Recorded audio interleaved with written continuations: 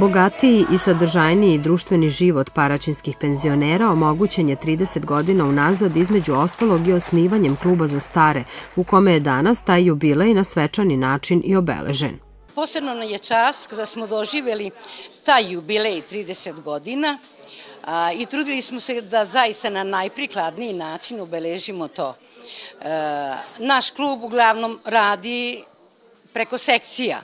I sada sve sekcije koje rade u toku godine pokušali smo da predstavimo taj program, a to su horska, recitatorska, folklorna, sekcije ručnih radova, imamo izložbu ručnih radova i tako da to je sigurno deo onoga što smo mi radili. Ja mislim da prvo ja vam se zahvaljujem što ste to propratili i to je lepo što uopšte može javnost da vide kako stari provode svoje vreme, treće doba, a ja tako kažem, to je ne ostatak života, nego je višak vremena kako mi recimo provodimo posle radnog iskustva našeg gde smo istekli penziju.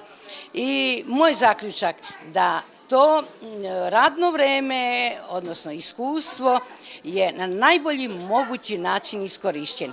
To pokazuje da sve aktivnosti koje klub sprovodi zajedno sa nama, da je apsolutno opravdava svoje postojanje. Ideja o osnivanju kluba za stare potekla je sredinom 80-ih upravo kao odgovor na zahteve tadašnjih paraćinskih penzionera koji su smatrali da je takva institucija neophodna Paraćinu. Njega je osnovala SIZ za dečju i socijalnu zaštitu, a od 1993. počeo da radi u sklopu Centra za socijalni rad Paraćin. Koliko danas članova ima i koje sve sekcije obuhvata, odnosno koliko penzionera u njemu provodi svoje slobodno vreme? Pa danas ima oko 10-ak sekcija koje rade u klubu, a imamo ukupan broj članova koji su aktivni, oko 500 članova koji rade i provode svoje slobodno vreme u klubu. Prva skupština kluba održana je 26. januara 1987. godine i taj datum uzima se kao datum početka rada kluba. Povodom jubileja izdata je i knjiga pod nazivom Mesto za lepšu starost, čiji urednik je Bojana Radisavljević.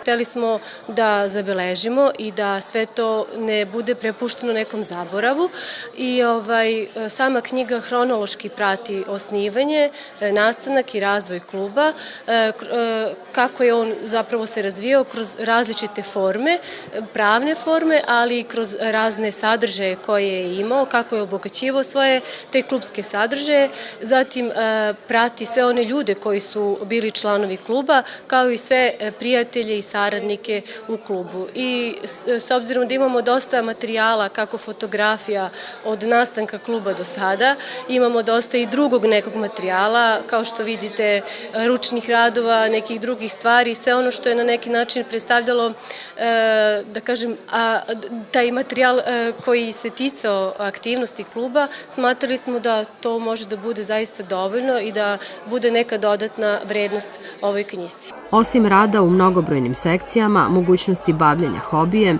u klubu se mogu dobiti i savetodavne usluge. Mnogi članovi svakodnevno dolaze u klub i aktivno provode svoje slobodno vreme. Ekskurzije, izleti, posete drugim klubovima i druženje, ono je što članovi kluba ističu u svakoj prilici kao oblik socijalizacije koji unapređuju, a zbog čega im na vitalnosti i optimizmu mlađi mogu samo pozaviditi.